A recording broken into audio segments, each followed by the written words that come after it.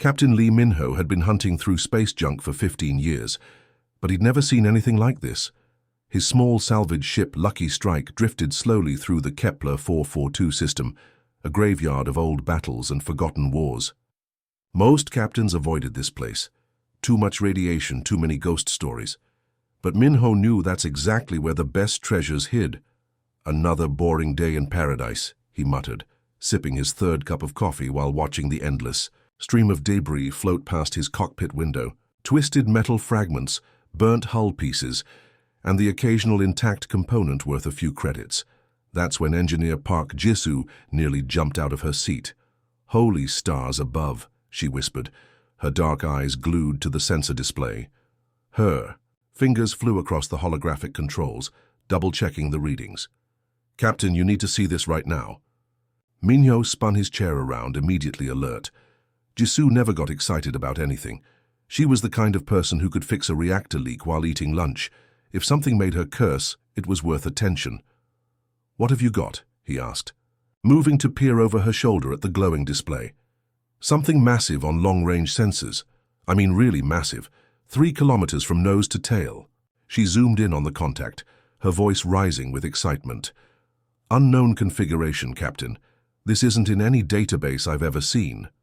Communications Officer Kim Tae-hyung lifted his head from his station across the small bridge. He was young, maybe 25, but sharp as a knife when it came to reading signals. "I'm not picking up any distress beacons, no power signatures either. Whatever that thing is, it's been floating dead for a very long time." Navigator Choi Yuna was already plotting their approach route, her experienced fingers dancing across her controls. She'd guided ships through asteroid fields that would make other pilots weep. "Running structural analysis now," she reported. "The hull composition is completely alien, materials I've never encountered before, definitely not human construction." As their small vessel drew closer, the thing on their screens grew larger and larger until it filled their entire view screen. Minho felt his breath catch in his throat. The ship was enormous, easily dwarfing any human vessel he'd ever seen. It looked like someone had tried to cross a cathedral with a weapon of war. Battle damage covered every surface. Massive holes had been blown through sections of the hull. Entire decks were missing, torn away by weapons that must have been incredibly powerful. Scorch marks and twisted metal told the story of a fight that had been brutal and final. But even damaged, even broken, the alien ship was beautiful in a terrifying way. Its design spoke of technology that was centuries, maybe millennia ahead of anything humans had built. Smooth curves flowed into sharp angles. Strange symbols were carved into the hull, still visible despite the damage. "Look at those weapon ports," Jisoo breathed, pointing at openings along the ship's flanks. "Some of those guns are bigger than our entire ship." "Whoever built this knew how to fight," Tae-hyung added quietly. "Most salvage crews would have taken one look at this monster and started calculating how to strip it apart. How many tons of exotic metals they could harvest, how much the alien components would sell for on the black market. They'd see scrap and credits, and nothing more." But Minho wasn't most captains. He studied the broken giant floating before them, his mind already working. There was something about this ship that called to him, something that said it wasn't quite as dead as it appeared. "Most species would strip this thing for parts," he said slowly, never taking his eyes off the alien vessel. "Cut it up, sell it piece by piece, and call it a good day's work." He paused, a slow smile spreading across his weathered face. "But we're not most species, are we?" He turned to his crew, seeing the same hunger for discovery in their eyes that he felt in his gut. "Prep the boarding shuttles, we're going inside." The airlock hissed open, and Song Hana stepped into absolute darkness. Her helmet lights cut through the black like white knives, revealing corridors so massive that 5 humans could walk side by side with room to spare. The air was dead, frozen, carrying the metallic taste of a tomb that had been sealed for centuries. "Stay close," she whispered into her comm, though her voice seemed to disappear into the vast emptiness around them. Behind her, the boarding team spread out in careful formation. Everyone moved like they were walking through a sleeping giant. That might wake up at any moment. Engineer Park Jisoo swept her scanner left and right, the device beeping softly as it analyzed everything around them. The readings made no sense.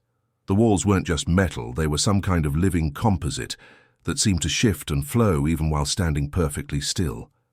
Technology that was so advanced it might as well have been magic. "This is incredible," she breathed, running her gloved hand along what looked like a power conduit.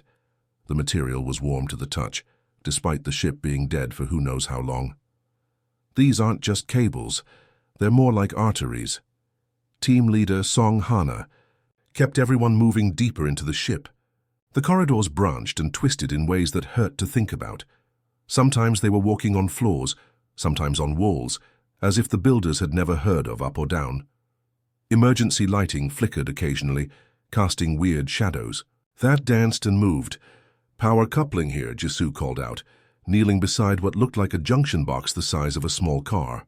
Her scanner was going crazy, beeping faster and faster. She pulled off her gloves to get a better feel for the alien technology. "Wait a minute. This isn't burned out. It's not broken at all." She looked up at Song Hana with wide eyes. "Someone disconnected this on purpose. Look at these connection points. They're not damaged, they're just unplugged. Like someone was shutting down systems one by one." Meanwhile, Dr. Kang Min-soo had found something even more interesting. In a chamber that might have been a bridge or command center, he'd discovered what looked like a data terminal. The screen was dark, but when he touched it, alien symbols began flowing across the surface like living things. "I'm getting partial translations," he said, his voice tight with excitement. His translation software was working overtime, trying to make sense of a completely unknown language. This ship belonged to something called the Zephyrian Empire. I've never heard of them, but these records suggest they controlled this entire sector of space. The alien text continued scrolling, telling a story of battles and glory and final defeat. The vessel's name translates to something like Void Render. Sounds like they meant business. Security Chief Lim Do-yun stood guard at the chamber entrance, his weapon ready but relaxed.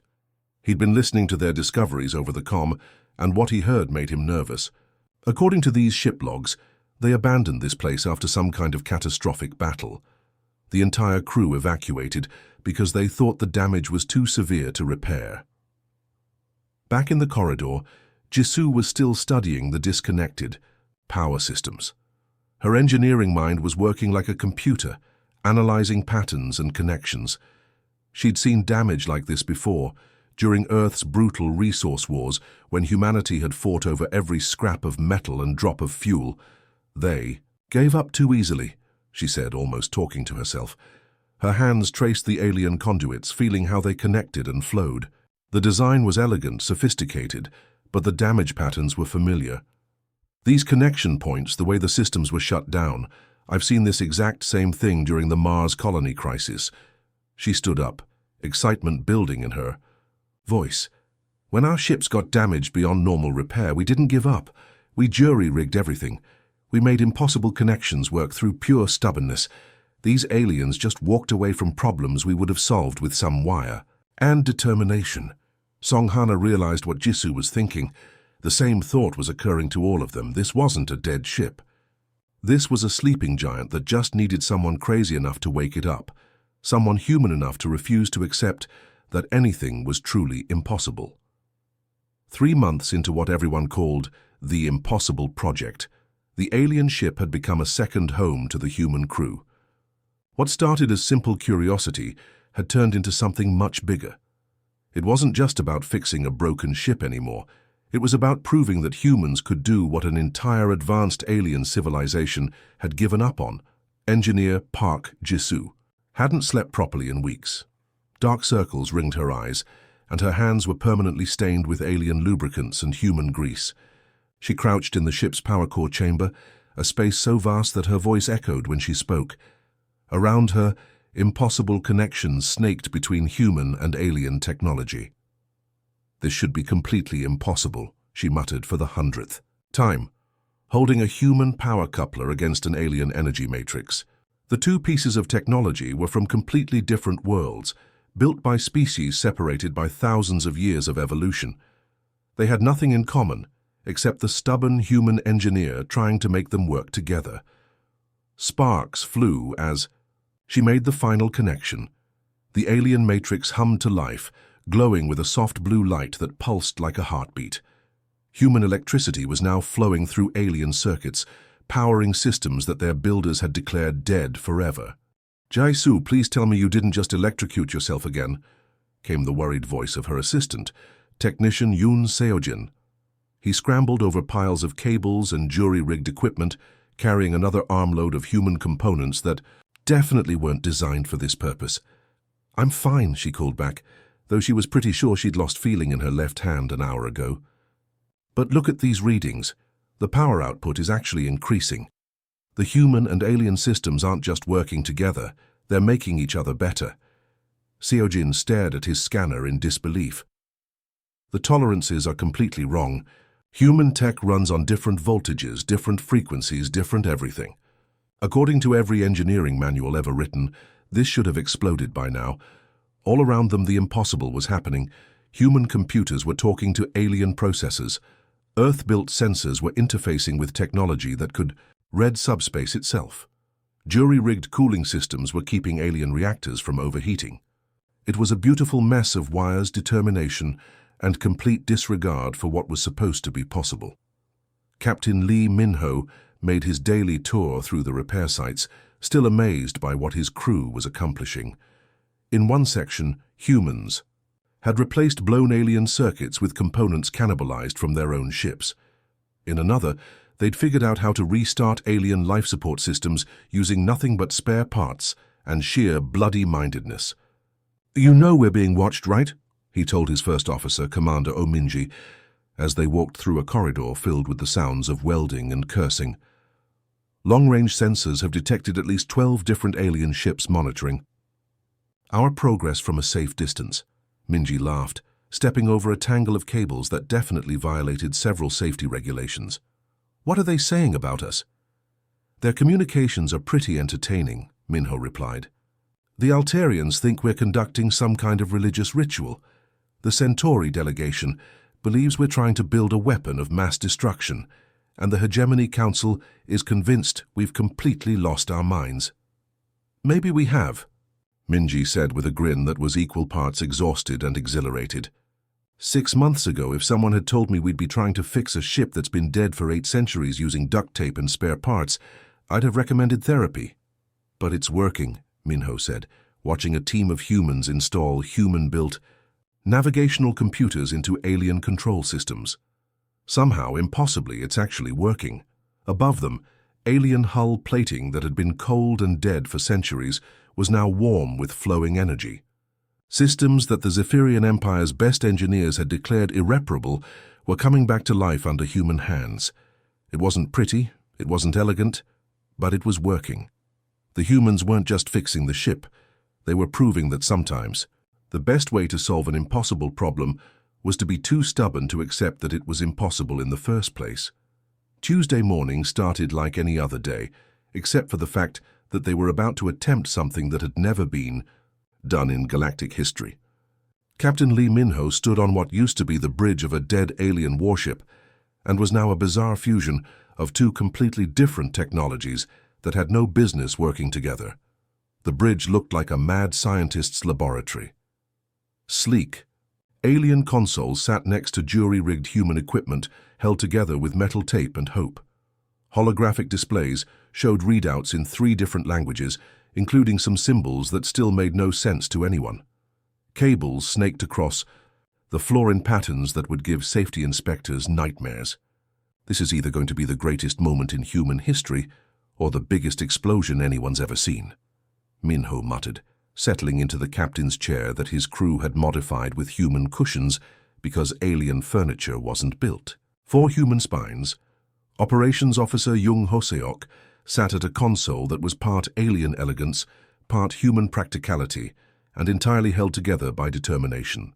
His station controlled everything from life support to navigation, systems that had been designed by species who had never even heard of humans. "All stations reporting ready, Captain," he announced, though his voice carried the slight tremor of someone who wasn't completely sure they weren't about to die. 3 decks below, Chief Engineer Park Jisoo stood in the massive engine room, surrounded by the gentle hum of machinery that should have been silent forever. Her hands danced across controls that she'd learned to read through months of trial and error. Human diagnostic equipment beeped happily alongside alien systems that pulsed with their own mysterious rhythms. "Captain," her voice crackled over the comm system, filled with exhaustion and excitement in equal measure. "I've been staring at these readings for the past hour, and I still can't believe any of this is going to work. But every system is showing green. Human components are talking to alien processors like they were made for each other." She paused, and Minho could hear the wonder in her voice. "The power core is stable, the fusion reactors are purring like happy cats, and somehow our navigation computer is having conversations with their stellar cartography system. It's beautiful and terrifying at the same time." At the pilot station, Kim Namjoon gripped his controls with white knuckles. He'd been flying ships for 15 years, but never anything like this. The pilot interface was a mixture of human joysticks and alien neural links that responded to thoughts as much as touch. "Ready for minimum power activation, Captain. Though I should mention that minimum power for this ship is more than the total output of our entire fleet back home." Minho took a deep breath. 8 months of work, countless sleepless nights, and the stubborn refusal to accept defeat had led to this moment. "Pilot Kim Namjoon, bring us to minimum power." What happened next was unlike anything in recorded history. The ship didn't just start up, it awakened. A deep, thrumming vibration began in the very bones of the vessel, a sound that was felt more than heard. It traveled through the hull, through the jury-rigged connections, through the impossible fusion of human and alien technology. The vibration seemed to resonate in their chests, in their teeth, in their souls. It was the sound of a sleeping giant opening its eyes after centuries of slumber.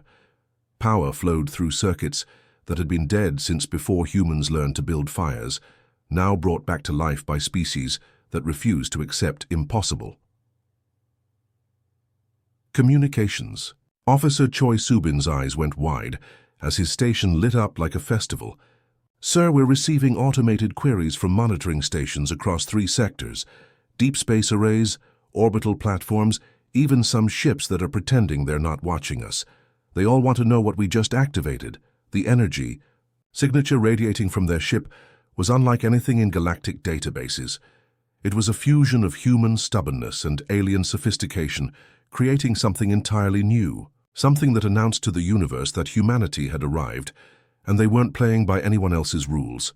Captain Lee Minho smiled, feeling the ancient ship pulse with new life around him.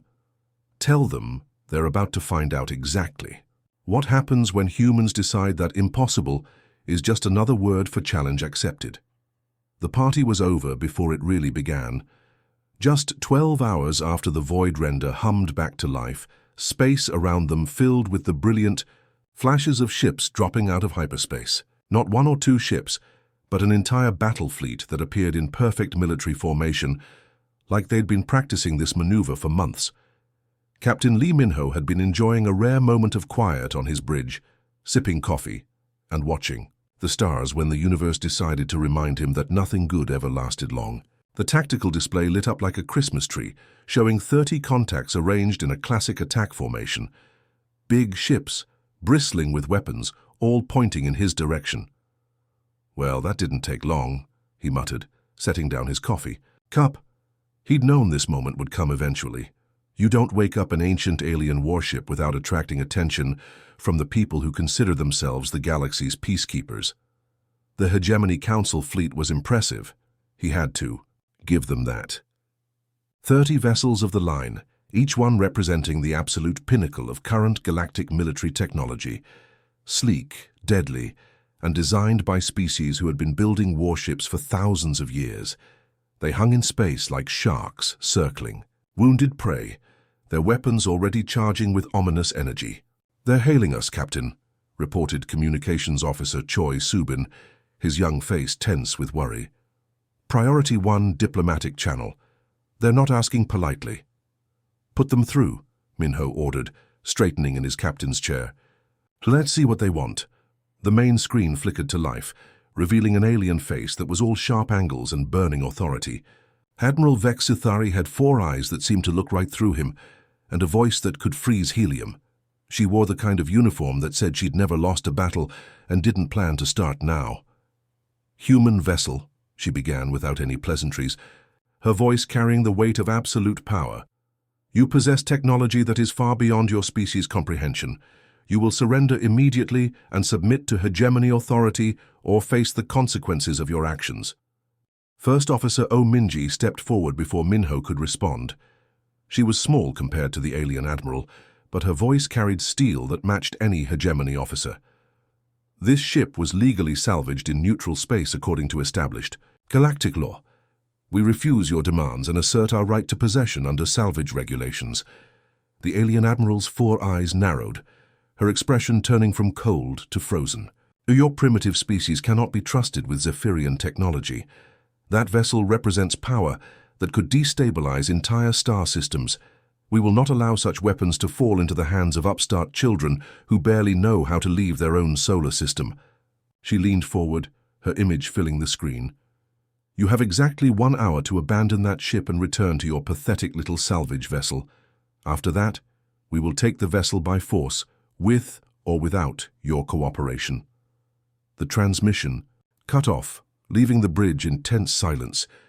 Everyone looked at their captain, waiting to see how he would respond to an ultimatum from the most powerful military force in known space. Tactical Officer Lee Hyun-jin looked up from his station, his face pale but determined. "Captain, they're already powering their weapon systems. Energy signatures are climbing across their entire fleet. 30 ships against 1. The odds are mathematically impossible." Minho studied the tactical display, watching the red dots that represented enough firepower to glass a planet. Any sane captain would have surrendered immediately. Any reasonable person would have accepted that some fights simply couldn't be won. Any normal human would have looked at those odds and chosen to live another day. But then again, Captain Lee, Minho had never been accused of being normal. His smile was cold as winter space, the kind of expression that his crew had learned meant someone was about to have a very bad day. Since when have humans ever cared about impossible odds? The hegemony fleet opened fire exactly 60 minutes after their ultimatum expired, just like Admiral Vexithari had promised. 30 ships unleashed a coordinated barrage that could have turned a moon into glowing dust. Plasma bolts, quantum torpedoes, and disruptor beams streaked across space in a display of firepower that represented centuries of military evolution. Captain Lee Minho watched the incoming death heading straight for his ship and felt strangely calm. "All hands, brace for impact," he announced over the ship's comm, though his voice carried confidence instead of fear. The first salvo struck the void render with enough force to shatter planets. The bridge shook, lights flickered, and everyone held their breath, waiting for the hull to crack open and space to come rushing in. Instead, something impossible happened. The plasma bolts hit shimmering barriers that appeared around the ship, like protective bubbles. But these weren't normal deflector shields. The energy didn't just bounce off or absorb harmlessly. Instead, it seemed to bend and twist, wrapping around the ship in spirals of light that made the eyes water to look at. Directly. "What in the name of all the stars was that?" whispered Communications Officer Choi Subin, staring at his instruments in disbelief. "Defensive systems are holding," reported Chief Engineer Park Jisoo over the comm, though her voice carried amazement instead of confidence. "The alien shielding is adapting to human modifications in ways I didn't think were possible. It's not just blocking their attacks, it's learning from them." Admiral Vexithari's confident expression on the view screen shifted to confusion. Then, growing alarm as her sensors reported impossible readings. Her devastating first strike had accomplished absolutely nothing except making the human ship glow prettier.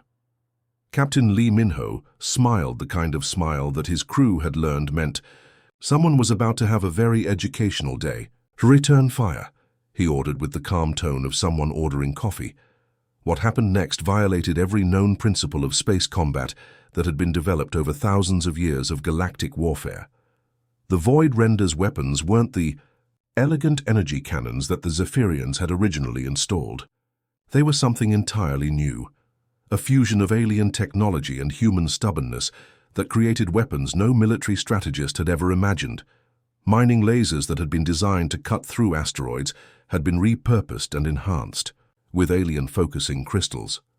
Defensive screen generators had been rewired and inverted to project disruption fields instead of protection. Even the ship's sensors had been turned into weapons, creating targeting beams that could scramble enemy electronics from impossible distances. The first return shot was a single beam of concentrated energy that looked almost lazy as it drifted toward the hegemony formation. Admiral Vexithari probably had time to wonder why the humans were wasting ammunition on such a weak attack. Then the beam hit the lead cruiser and did something that made tactical officers across 3 sectors question their career choices.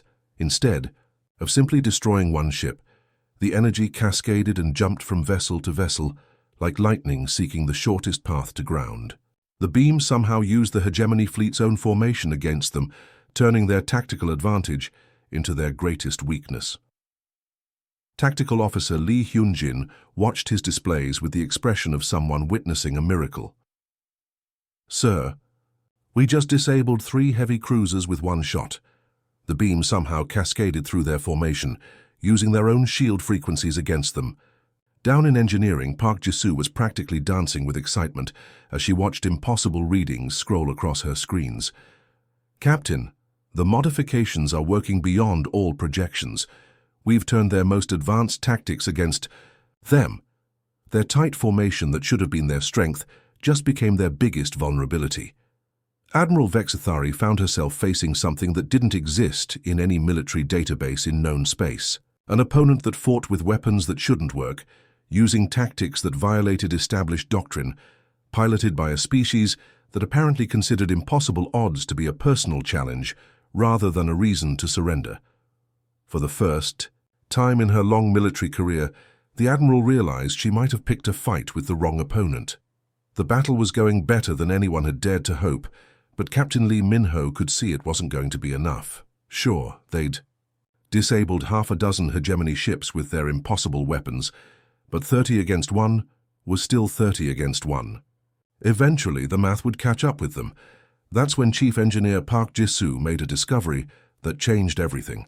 Deep in the ship's core, in a chamber so vast it had its own weather system, she stood before something that defied description.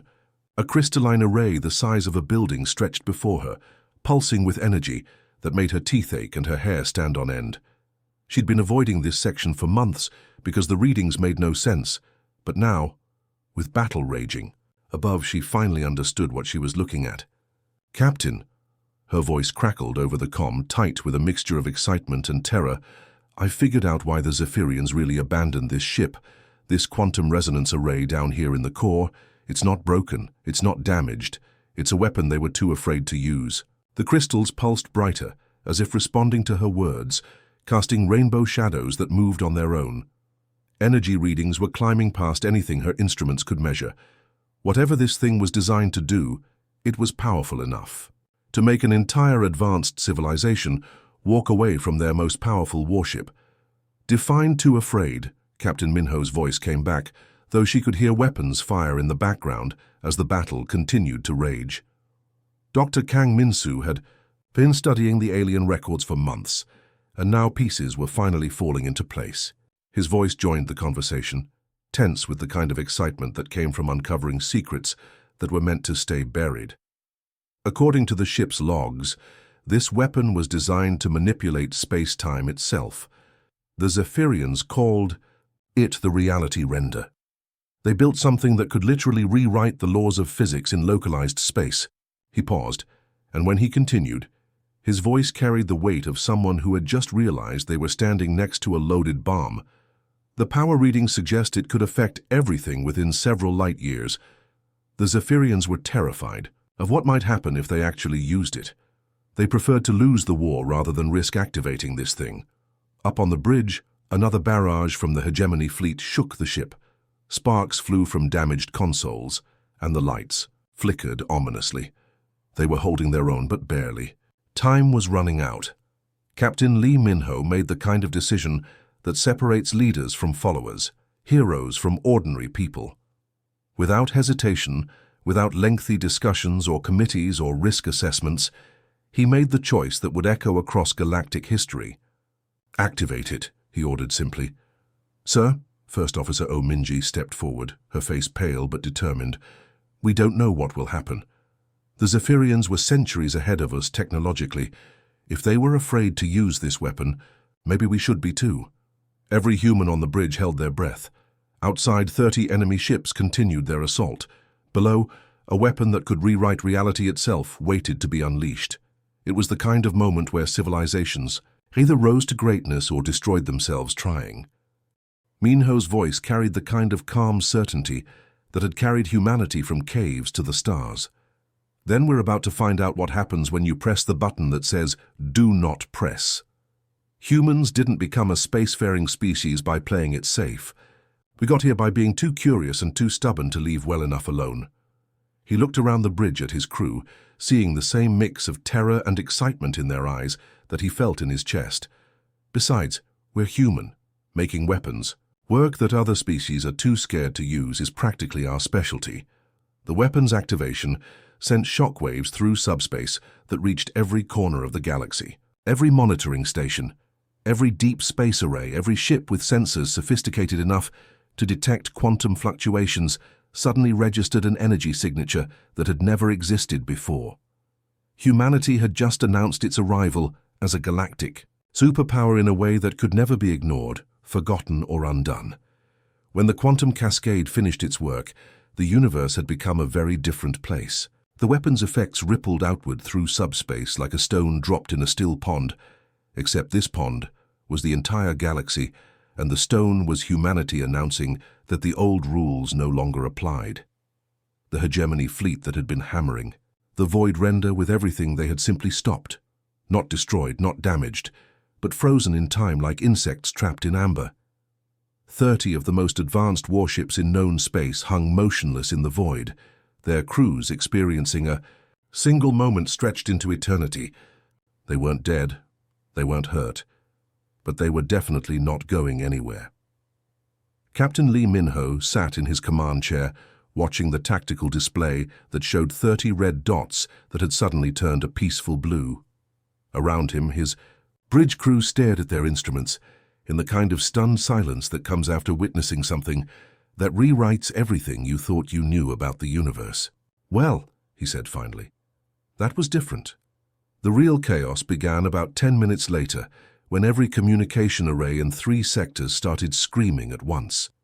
Diplomatic channels that had been quiet for years suddenly erupted with chatter as word spread across the galaxy at faster than light speeds. The humans had done something impossible again, and this time everyone was paying attention. Communications Officer Choi Subin looked like someone had hit him with a sledgehammer as reports poured in from across known space. "Captain, I'm getting emergency transmissions from everywhere. The Altarian Republic wants to know if we're declaring war. The Centauri Federation is asking if this is some kind of human religious ceremony. 3 different mining guilds are requesting immediate peace negotiations. Ambassador Park Chae-young arrived from Earth 2 days later, probably setting some kind of speed record for diplomatic travel. She was a small woman with tired eyes and the kind of patience that came from spending years explaining humanity to species that couldn't understand why humans did the things they did. "Captain," she said, settling into the chair that had been hastily installed for her visit, "I've been getting calls from every major faction in the galaxy. They all want to know the same thing. What are humanity's intentions now that we've demonstrated the ability to freeze entire fleets in time?" She gestured at the tactical display still showing the motionless hegemony ships. "Some of them are terrified. Others are trying to figure out how to become our allies before we decide to become their enemies. And a few are already planning how to steal this technology for themselves." Minho considered the question seriously. What did humanity want now that they'd accidentally become one of the most powerful forces in known space? The answer, when it came to him, was beautifully simple. "We want to be left alone to explore, to tinker with things, and to turn everyone's definition of impossible into just another Tuesday," he said. "We didn't set out to conquer anyone. We just wanted to fix a broken ship." As if to prove his point, Communications Officer Choi Subin looked up from his station with an expression somewhere between amazement and exhaustion. "Sir, we're receiving surrender requests from 17 different worlds. They think we're planning some kind of galactic invasion." "Surrender requests?" Minho laughed, the sound echoing strangely in the quiet bridge. "We haven't even left this system yet." The irony wasn't lost on him. Humanity had spent decades trying to be accepted as equals in the galactic community. They'd been dismissed as primitive, reckless, and too young to matter. Now, after one impossible battle, entire civilizations were offering to submit to human authority, rather than risk facing the species that had turned ancient alien technology into something even more terrifying. "Tell them we're not conquerors," Minho said, his voice carrying the kind of exhausted amusement that came from watching the universe completely lose its mind. "We're engineers. We fix things, and we're just getting started." Outside the ship, 30 frozen vessels served as a permanent reminder that sometimes the best way to win a war was to refuse to fight it the way everyone expected. 6 months after the battle that changed galactic history, the Kepler 442 system had become the busiest construction zone in known space. What started as one human salvage crew trying to fix a broken alien ship had turned into something nobody saw coming: the galaxy's first universal repair service. Captain Lee Minho stood on the observation deck of the newly constructed orbital shipyard, watching something that would have been impossible to imagine a year ago. Human engineers worked side by side with alien technicians, their voices mixing in a dozen different languages as they tackled repair jobs that everyone else had given up on. Ships that had been declared total losses were being brought back to life with the same stubborn determination that had awakened the Void Render. The shipyard itself was a testament to human engineering philosophy. If it works, it's not stupid. Sections of human-built framework were welded directly to alien construction platforms. Earth-designed life support systems kept alien workers breathing while they figured out how to fix technologies they'd never seen before. It looked like chaos, but it was organized chaos with a purpose. "Another beautiful day in paradise," Minho muttered, sipping his morning coffee while watching a team of humans and Altarians work together to rebuild the engine section of a cargo hauler that had been drifting dead for 3 years. Chief Engineer Park Jisoo approached with a datapad that seemed to get thicker every day. Dark circles under her eyes told the story of someone who had become the most sought-after engineer in the galaxy, whether she wanted the job or not. "Captain, we've got 17 more impossible repair jobs incoming," she reported, scrolling through a list that read like a catalogue of galactic disasters. "The Altarians want us to fix their planetary weather control system that's been broken for 40 years. The Centauri Coalition is asking if we can repair their broken jump gates that they've been routing around for decades. And the Mining Guild wants to know if we can fix a deep space harvester that's been stuck in an asteroid field since before I was born." She looked up from the datapad with the expression of someone who had stopped being surprised by impossible requests. "Oh, and 3 different governments want to hire us to fix their economies. Apparently they think we can jury-rig anything back to working order." Minho laughed, the sound carrying across the observation deck. "Tell them we fix machines, not political systems. Though knowing us, we'll probably figure out a way to do that too eventually." "Any word on those deep space signals we've been tracking?" he asked Navigator Choi Yuna, who had become the galaxy's expert on finding things that other people had lost. Yuna's eyes lit up with the excitement of someone who had just discovered buried treasure. "Long-range sensors have identified 43 more derelict ships scattered across this arm of the galaxy. Different species, different time periods, all abandoned as completely irreparable. There's a crystalline empire dreadnought that's been drifting for 2,000 years, a Voidwalker exploration ship that got stuck between dimensions, and something that might be a living ship that just needs the right kind of encouragement to wake up." She pulled up a holographic display showing the locations of the derelicts, scattered across space, like breadcrumbs waiting to be found. Every single one of them was abandoned because their builders couldn't figure out how to fix them. To us, that just sounds like job security. Captain Lee Minho studied the display, feeling the same excitement he'd felt when first laying eyes on the broken Zephyrian warship that had started this whole adventure. Each red dot represented another impossible challenge, another chance to prove that human stubbornness could overcome any obstacle. "Prep the fleet," he ordered, his smile carrying the confidence of someone who had learned that impossible was just another word for interesting. It seems the galaxy has a lot more impossible projects that just need the right perspective and a complete disregard for the word can't. As the Void Render prepared for its next mission, its hybrid systems humming with power that violated several laws of physics, one truth had become clear to every species in known space. When humans found something broken, they didn't see trash. They saw potential, possibility, and the next great adventure waiting to begin.